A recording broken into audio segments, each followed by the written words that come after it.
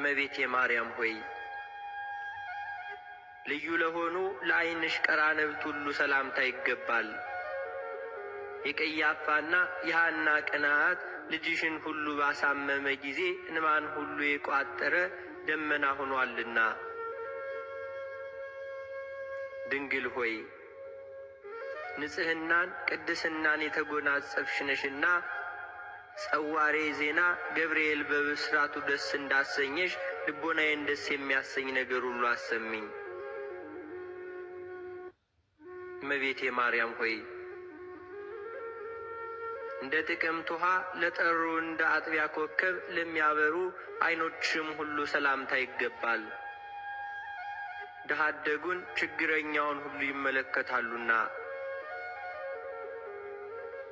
ድንግል ሆይ ኑፋቄ ልቡና ሐኬተ ሕሊና የሌለብሽ ንጽሕት ነሽና በጽኑ የልቅሶ ገመድ የተተበተብኩት እንዳልሆን ልቤ ባዘነና በተከዘ ጊዜ ታረጋጊኝ ዘንድ ፈጥነሽ ድረሽልኝ። እመቤቴ ማርያም ሆይ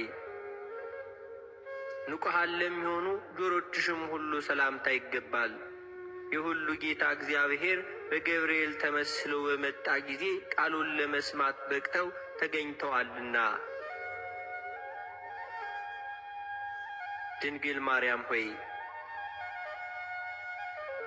ለይቅርታና ለቸርነት የተጋሽ ስለሆንሽ ልቤ ሐዘን እሳት በተቃጠለ ጊዜ ቸልተኝነት የሌለባቸው ጆሮችሽ ሁሉ ነግሬ ያድምጡልኝ።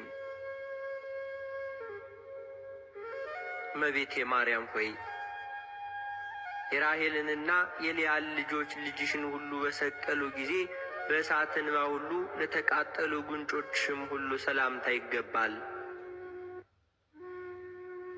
ድንግል ሆይ እጅግ በታመነው በተደነቀው የጥበብሽ ስልት ሁሉ የደም ወገን ከሚሆኑ ከዱር አንበሳዎች ሁሉ ዲያብሎስ አድኝኝ፣ የነፍሴ አምባ መጠጊያ ነሽና።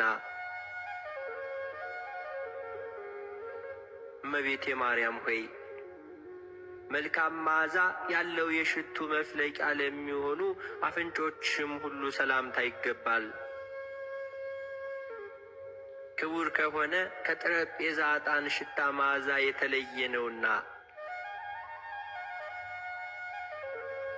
እመቤቴ ማርያም ሆይ ድንግል ማርያም ሆይ ያዕቆብ በፍኖተ ሎዛ በወርቅ መሰላል ሁሉ አምሳል እንዳየሽ ሁሉ ለእኔም የሕይወት መሸጋገሪያ ድልድይና መርኩዜ ነሽና።